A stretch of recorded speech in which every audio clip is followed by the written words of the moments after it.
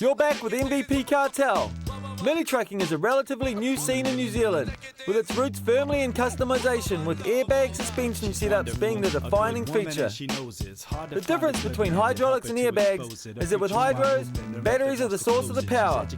With airbags, you have to generate air pressure by using a compressor or a dive bottle. Apart from that, the principles are generally the same. Up, down, front, back, side to side. Now here's the D1NZ Pro Mad Mike with his body drop Chevy Julie.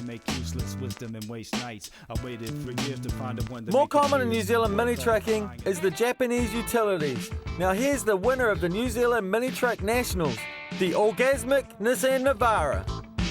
He's done a pile of work since winning the 2007 Nationals because he desperately wants to win it again.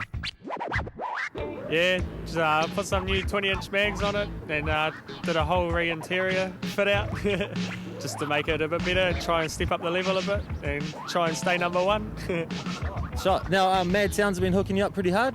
Oh, yeah. They've been doing all the work on it, building all the interior and stuff, so yeah. Another fast-growing trend is the use of new school European cars, running airbag suspension setups, the same as mini trucks. Here's Nasty's Jag, who's also got the mean car stereo hookup from Mad Sounds. From afar, these cars may appear to be like Remuera shopping trolleys, but your mum can't get that low, or can she?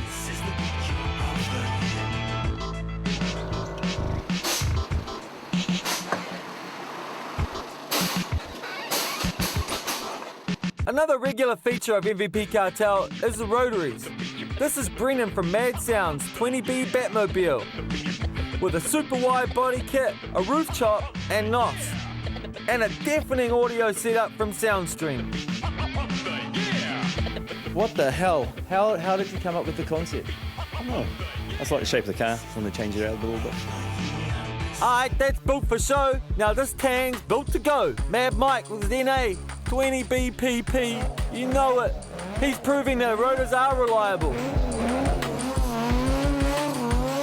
And here's a street legal 70s cult classic, RX3 with 13B turbs. No, I bought it to race and yeah, street legal as well. So now, who did the paint job and everything? Mate Dale did the paint, he's a painter, the flatmate's a panel beater, so... Pretty skilled little mob. Yeah, it works well. So now the rims are pretty classy, like you got Simmons in there. Yeah. Did you paint the centres? Yeah, no, I got Dale to do that too. The rear end was pretty butty, eh? Like what's in there? It's got a Ford 9-inch LSD 4.9 ratio. So yeah, she's pretty strong. Yeah. The old tramp bars as well? Yeah, no, it's got the tramp bars on it. Yeah, keep the wheels on the ground. Alright, now here's an 808 RX3 conversion. The kids these days like pulling out the piston engine and putting a dart in it. This particular vehicle is powered by a 13B Bridgeport with an IDA Weber carburetor. How long have you been into rotors? Since I was probably about 14, bug bit me and then just had to buy one, eh? Now here's a guy who wants to keep his car standard 808, but still got the rotor power. Papa. What's up, MVP Cartel? We're here with Andrew, having a look at his 77 Mazda. So tell us, mate, how long have you had it? I got it, got it in about 2000, bought off a friend, just completely standard. What sort of condition was it in when you got it? Standard, like granddad standard, yeah. I wanted to originally keep it all stock, the 808 look and stuff. Just the taillights, I never found like a tidy enough pair to put on it, so I just got these RX3 ones. Put them in, but yeah, if I can find a good set of 808 ones, I'll put them back in it. Just want to keep it 808, I don't want it just to be like another 808 RX3, just another conversion sort of thing.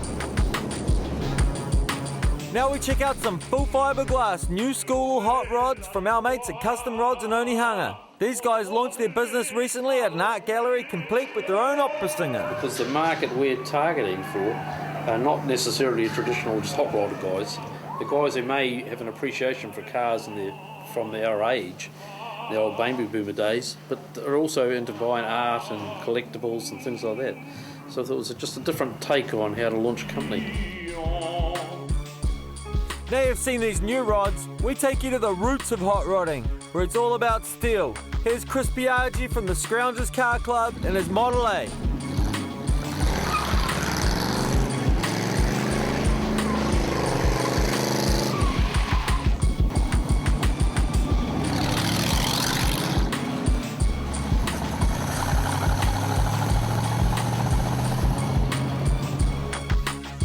Chris lives by the motto, if it ain't steel, it ain't real. And their club's the Scroungers, because they're always on the hunt for an old bit of metal. You use a certain amount of original components, and then it makes it easier to get it certified here. Because a fiberglass car's got to have 2007 safety standards. And if it's fiberglass, it's not a Model A. No, it's not. It's a pile of goop. No, we like it. And no seatbelts. Nah, don't need seatbelts. Better to jump out, isn't it? Over the season, we visited many car shows and met many interesting people, like John Delamere, who's got a veritable museum of Americana and vehicle memorabilia.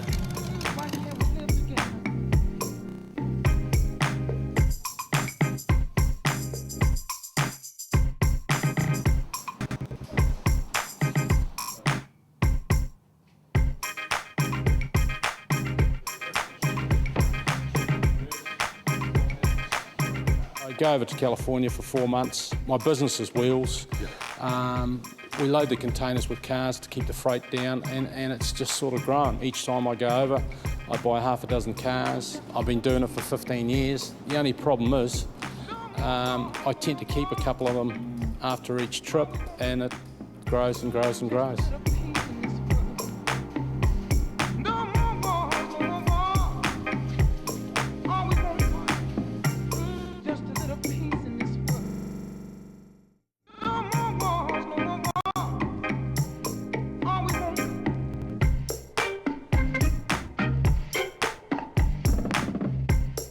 John's got a 40 Ford pickup, a Buick Cobb car, and another Buick, dropped on its ass on airbags. He's also started his own car club. Destiny Rodders. Destiny Rodders? Yeah, we're going to call it Destiny Rodders, and that's where Fraser Lower came in. Like, we recruited members, and then a few of the girls were nuns.